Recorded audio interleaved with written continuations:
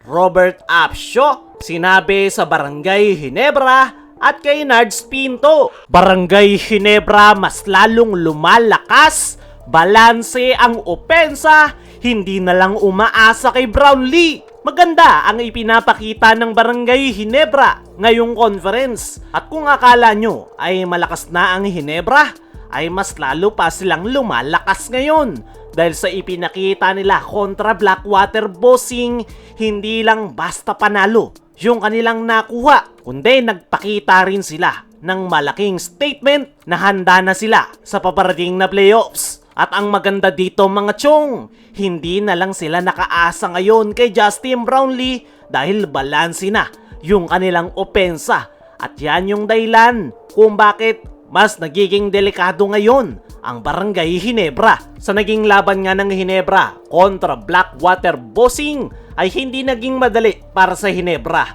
dahil alam naman natin na problemado sila sa loob ng painted area. Tapos napalaki pa ng import ng Blackwater na si Robert Apsio. Pero dito natin nakita yung maturity ng Ginebra.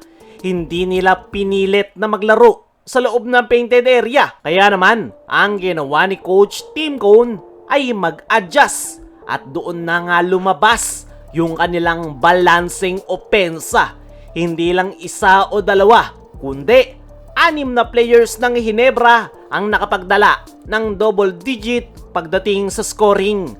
Nandyan si Brownlee with 21 points, Scotty with 19, RJ Abarrientos with 18 points, Troy Rosario na may 17 points, Stephen Holt with 13 points, at Japet Aguilar with 11 points. Ibig sabihin, anytime, kahit sino sa mga yan, pwedeng pumutok sa Barangay Ginebra. At hindi lang yan, malaki rin yung naitulong ng bench players ng Ginebra. Nandyan si Nards Pinto na nagtala ng crucial 5 points with fly-fly, pang-asar kay Robert Shaw, Jeremiah Gray with 4 points at iba pa. Hindi man kalakihan yung kanilang scoring, pero napakahalaga ng energy at contribution nila sa laro. At sa ipinapakitang yan ng Barangay Ginebra, yan yung klase ng kupunan na mahirap depensahan dahil hindi mo alam kung sino yung titira. Dati,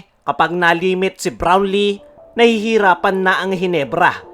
Pero ngayon, kahit mabantayan si Brownlee, mayroon pang 5 player si Coach Tim na pwedeng pumuntos. At ito nga yung dahilan kung bakit mas nagiging championship contender ngayon ang Barangay Ginebra dahil mas unpredictable yung kanilang opensa, mas maraming option sa scoring, mas less pressure kay Brownlee at mataas yung kumpiyansa ng buong kupunan. At syempre malaking factor din dyan yung sistema ni Coach Tim Cone. At kung may pagpapatuloy nga ng Barangay Ginebra yung ganyang performance pagpasok ng playoffs, paniguradong isa ang Barangay Ginebra sa delikadong kupunan. Dahil kapag balanse ang opensa, mahirap talagang basahin at mapigilan. Kaya naman, naniniwala ako mga chong na mas lumalakas pa ngayon ang Barangay Ginebra. Marami pang itinatago na baraha si Coach Tim Cone at sigurado ako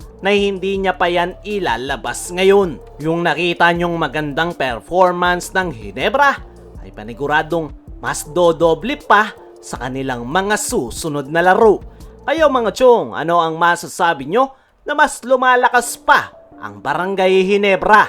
I-comment mo lang dyan sa ibaba. Samantala, Robert Apsio, sinabi sa Barangay Ginebra at kay Nards Pinto. Ito nga si Robert Apsio mga chong, yung pinaka naging sakit sa ulo ni Coach Tim Cone sa kanilang naging laro. Nagtala nga ito ng 43 big points at hindi lang siya sa loob ng painted area nagtatrabaho dahil ipinakita rin ito yung kanyang outside shooting. At sa naging latest interview nga netong si Robert Apsio ay aminado nga ito na mahirap daw talagang kalaban ang Barangay Ginebra. Nakalamang nga sila ng at least 20 points noong first quarter pero agad nga raw yung nabura ng Barangay Ginebra. Noong tanungin naman ang nasabing Blackwater import patungkol sa paggaya sa kanya ni Nards Pinto, ay ang sagot nga netong si Robert Apsio ay hindi naman daw siya naapektuhan yan. Alam niya nga daw na parte lang yan ng laro at nire-respeto nito ang Barangay Ginebra maging si Nards Pinto. Sa uli ay kinongrats nitong si Robert Apsio ang Barangay Ginebra sa kanilang pagkakapanalo. Kayo mga chong, ano ang masasabi nyo sa sinabi na yan ni Robert Apsio? Ano rin yung masasabi nyo na mas lumalakas pa ngayon ang Barangay Ginebra? I-comment mo lang dyan sa ibaba.